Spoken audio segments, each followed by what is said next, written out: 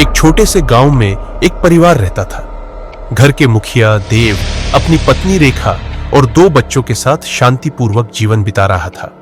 लेकिन एक दिन रेखा की तबीयत खराब होने लगी और उसकी हालत दिन प्रतिदिन बिगड़ती जा रही थी। डॉक्टरों के लाख कहने के बावजूद रेखा की बीमारी का कोई इलाज नहीं मिल पाया।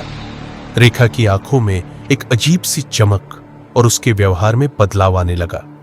वह धीरे धीरे घर में ही छिपने लगी थी और जब भी कोई उससे बात करता तो उसकी आंखों में डर और शैतानियत की झलक नजर आती। देव को कुछ समझ नहीं आ रहा था, लेकिन उसे यह एहसास हो चुका था कि उसकी पत्नी में कुछ असामान्य हो रहा था।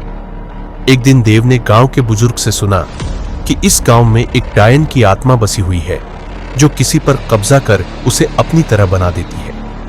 बुजुर्ग ने बताया कि यदि कोई डायन किसी इंसान के शरीर पर कब्जा कर ले तो वह उस व्यक्ति को अपनी जैसी बनाकर उसे जिंदा न छोड़ने का काम करती है।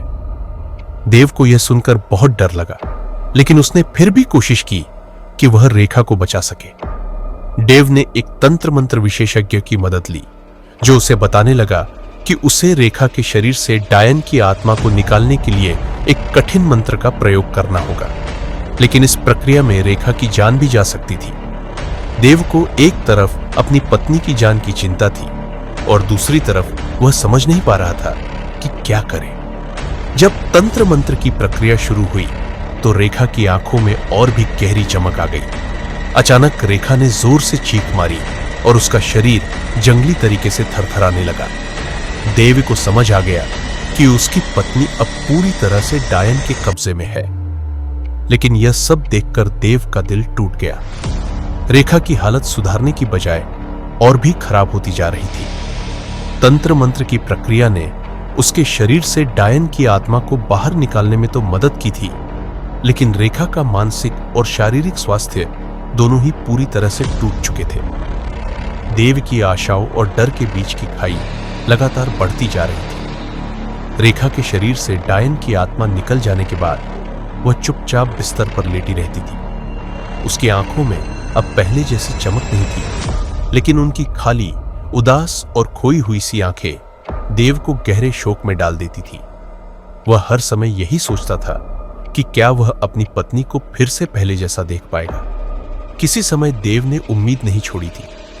उसने रेखा को अपनी देखभाल और प्यार से संभालने की कोशिश की। वह उसे समझाने की कोशिश करता था, लेकिन रेखा की चुप्पी और अजीब व्यवहार उसे परेशान कर देते थे।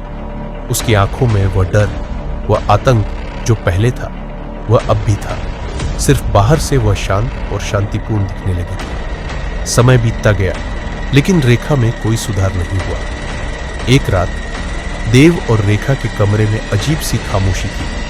तभी अचानक रेखा ने अपनी आंखें खोली और देव की ओर घूरते हुए बोली, तुम मुझे वापस लाना चाहते हो, लेकिन मैं अब तुम्हारी नहीं रही।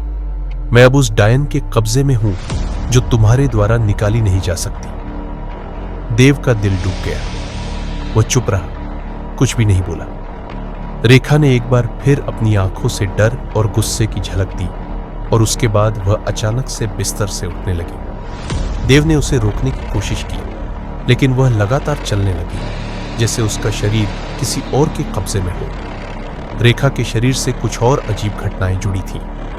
रात के अंधेरे में घर के आसपास कुछ अजीब सी आवाजें आने लगी। दीवारों पर कुछ रहस्यमयी निशान दिखने लगे और कभी-कभी रेखा की हंसी की आवाजें भी सुनाई देती थी, जो पहले कभी नहीं आई थी।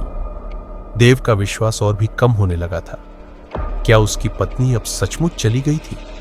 क्या वह अब किसी और के कब्जे में पूरी तरह से समाहित हो चुकी थी? कुछ दिनों बाद देव ने तय किया कि वह रेखा को एक आखिरी बार बचाने की कोशिश करेगा। उसने फिर से उस तंत्र मंत्र विशेषज्ञ से संपर्क किया, लेकिन इस बार पंडित विष्णु ने चेतावनी दी कि रेखा की आत्मा अब पूरी तरह से डायन के कब्जे में है और उसे बचाना लगभग असंभव हो चुका था। फिर भी देव ने हार मानने का नाम नहीं लिया।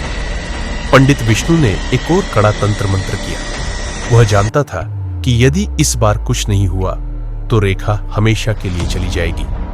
जब प्रक्रिया शुरू हुई तो रेखा का शरीर फिर से थरथराने लगा।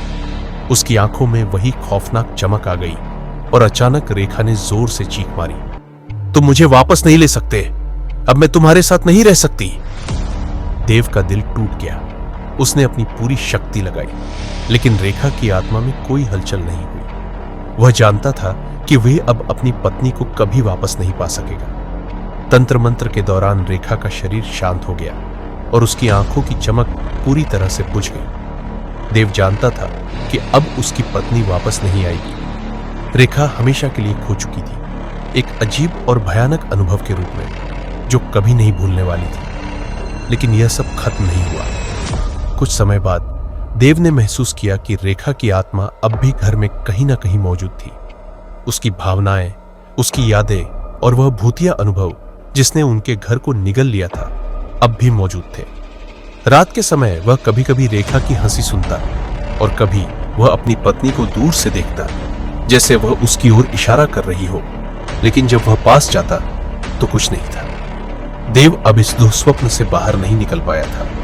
उसने हर तरीके से कोशिश की कि वह अपनी पत्नी को फिर से अपने पास ला सके, लेकिन यह सब बेकार था। रेखा अब एक अदृश्य रूप में मौजूद थी और देव के जीवन में वह रहस्यमय काले बादल हमेशा के लिए छाए रहे। क्या रेखा की आत्मा कभी शांति पा सकेगी? क्या देव अपने परिवार को फिर से जोड़ पाएगा? ये सवाल हमेशा के लिए अनुत्तरित रह गए। अगर आपको यह कहानी पसंद आई हो तो हमारी YouTube चैनल सुहानी की कहानी को सब्सक्राइब करना ना भूलें। वीडियो को लाइक करें, शेयर करें और अपनी राय कमेंट में जरूर बताएं।